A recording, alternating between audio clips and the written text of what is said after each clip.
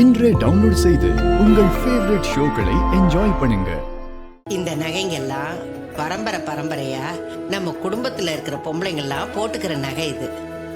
எனக்கு முன்னாடி என் மாமியார் போட்டிருந்தாங்க, அதுக்கப்புறம் நான் போட்டுக்கிட்டேன், அதுக்கப்புறம் அத்தை அபிராமி அவளும் போட்டுக்கிட்டு இருந்தா.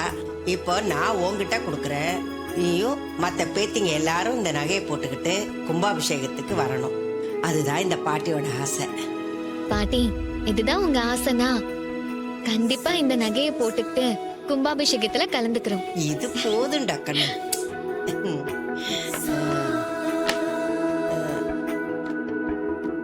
வேண்டாம் பாட்டி, அந்த பெட்டியில என்ன இருக்கு பாட்டி?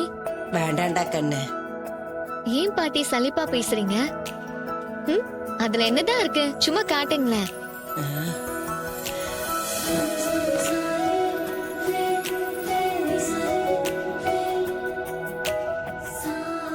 பாட்டி, இதுலயும் நெக்லஸ் இருக்கு. இத காட்டிங்க நீங்க தயங்குறீங்க. இத நான் யாருக்கு வாங்கி வச்சிருக்கேன் தெரியுமா? யாருக்கு பாட்டி?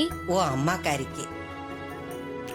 அவளுக்காக இந்த நகையை பார்த்து பார்த்து வாங்கி வச்சிருக்கேன். அவளுக்கு போட்டு பார்க்கணும்னு ஆசைப்பட்டேன். அதுக்கான சந்தர்ப்பமே அமையல. என்னைக்காவது ஒரு நாள் அவ மனசு மாறி நாங்க எந்த தப்பும் பண்ணலன்னு புரிஞ்சுக்கிட்டு எப்போ ஒன்று சேர்றோமோ அப்ப இந்த நகையெல்லாம் கொடுத்து போட்டு பார்க்கணும்னு ஆசைப்படுறேன். இன்னி வரைக்கும் அதுக்கான சந்தர்ப்பமே அமையல. அதுதான் எனக்கு வருத்தமா இருக்கு. நான் வணங்குற அப்ப முருகன் அந்த நல்ல நாளை சீக்கிரமா கொண்டு வரணும்னு ஆசைப்படுறேன். பாட்டி, இந்த நகையை என்கிட்ட கொடுங்க, நான் அம்மா கிட்ட கொடுத்து போட்டுக்க சொல்றேன்.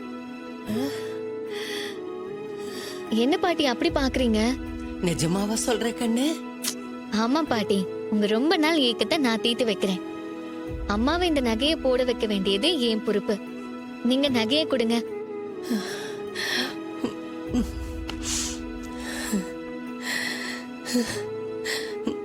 உங்களை மாதிரியே உன் அம்மாவும் இந்த நகைங்களை போட்டுக்கிட்டு கும்பாபிஷேகத்துக்கு வந்தா நான் ரொம்ப சந்தோஷப்படுவேன் கண்ணு.